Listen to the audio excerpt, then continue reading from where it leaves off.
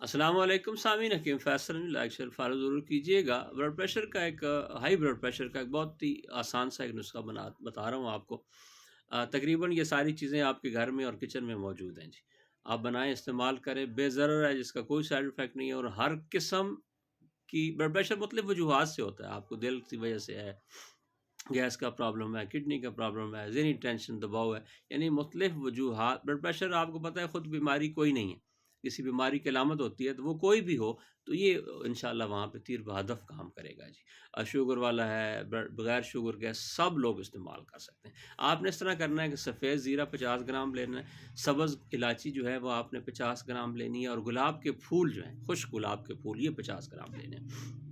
ٹھیک ہے جی، اس کا پاؤڈر کر لیں، سب کو پھکی بنا لیں، اور اس کا کعوہ بنائیں۔ جیسے ٹی بیگ سے آپ کعوہ بناتے ہیں، اس طرح اس کا کعوہ بنائیں، اور صبح دوپہر شام 1 کپ کھانے کے بعد پی لیا کریں۔ معدے کے مسائل بھی آپ کے حل ہوں گے، اور اس کے ساتھ ساتھ جو ہائی بلڈ پریشر ہے وہ بھی اس کعوے سے ٹھیک ہو جائے گا جی۔ السلام علیکم۔